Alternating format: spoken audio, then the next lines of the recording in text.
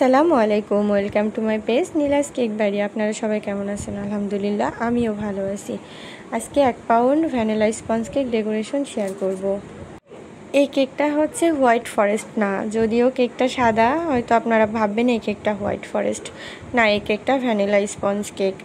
অনেকে খাওয়ার জন্য নেয়, তো তাদের বেবিদের জন্য নেয়, এই জন্য আমি কেকটায় কোনো কালার ইউজ করিনি। সে আমার কাস্টমারটা বলে দিয়েছিল এই কেকে কোনো কালার ইউজ না করতে। যাই হোক, খাওয়ার জন্য যখন আমি কেক দিই, সবাই তো খাওয়ার জন্যই নেয়।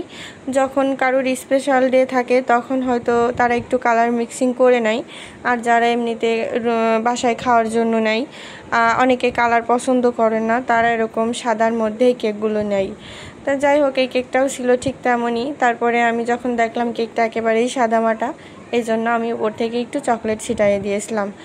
তারপরে আমি কেকটা রেডি করে নিয়ে আমি স্লাইস করে কেটে ক্রাম কোডিং করে ফ্রিজে সেট হতে রেখে দিয়েছিলাম। দিয়ে তাড়াহুড়া করে, এই কেকটাও খুব তাড়াহুড়ার মধ্যেই ছিল, সকালে অর্ডার দিয়েছিল, সন্ধ্যার মধ্যেই ডেলিভারি দিয়েছিলাম। তা কেকটা খুব তাড়াতাড়ির মধ্যে কেমন হয়েছে আপনারা অবশ্যই কমেন্টে জানাবেন।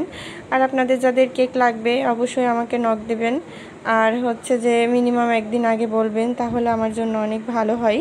খুব তাড়াহুড়োর মধ্যে কেকটা রেডি করেছি। অবশ্যই আমাকে অবশ্যই আপনারা কমেন্টে জানাবেন কেমন হয়েছে। আল্লাহ হাফেজ।